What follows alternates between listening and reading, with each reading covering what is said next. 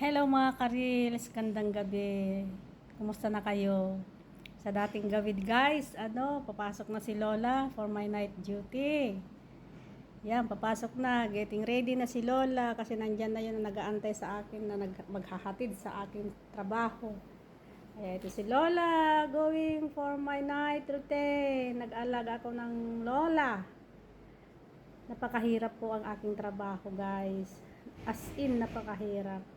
Pero wala tayong magagawa kasi yun ang tinanggap natin na trabaho or obligasyon dito sa bansang Muscat. Kaya paninindigan natin yung trabaho natin, di ba?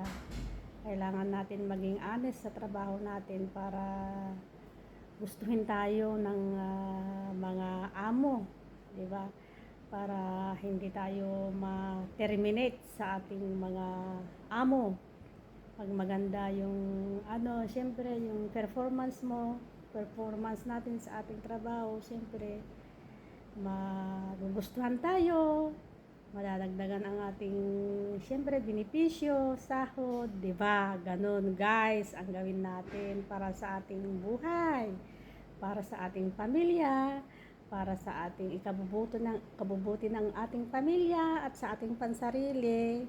Kasi si Lola tumatanda na, kaya kailangan nating mag-ipon para upang sa ganon is meron tayong, sa pagtanda natin is meron tayong gagamitin, di ba? Kasi hindi natin maiwasan yung syempre sumasakit na ang tuhod natin, baywang natin sa pagtanda natin, kaya paghandaan natin ang pagtanda natin guys, mga karils, kasi mahirap yung zero tayo na umuwi sa ating bansa. Kailangan din natin ng mag-ipon para sa ating kinabukasan, para hindi tayo nganga pag uwi sa ating bansang sinilangan.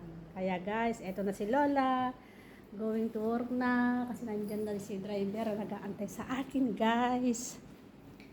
Laban-laban lang guys, ganun talaga ang buhay dito sa abroad. Laban-laban lang. Kung walang laban, walang tiyaga, walang nilaga. Yung kasabihan na kung walang pagtitiis, walang pambili ng patis. Kung walang tiyaga, walang nilaga. Kaya kailangan natin magsakripisyo. Ayan guys, dito na ako sa labas ng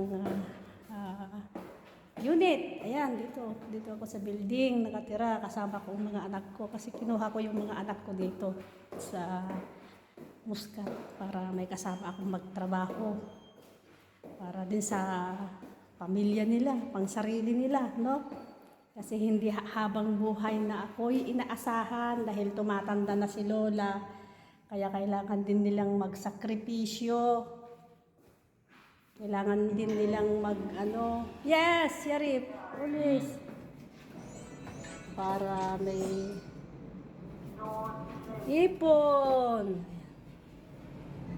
Dito kami sa lip.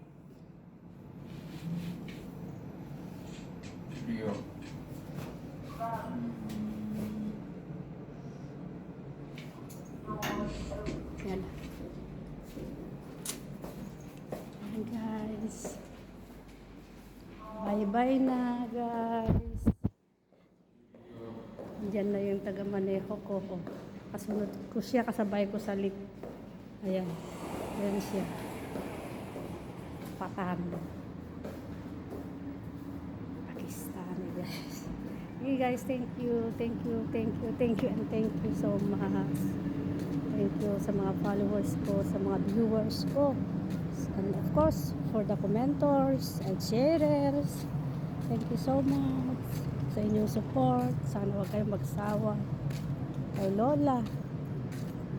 Okay guys, at hindi din ako magsasawa sa inyo na magko-comment at mag-share, mag-follow sa inyo guys, kasi backer si Lola. Kaya thank you so much. Bye bye guys. Bye.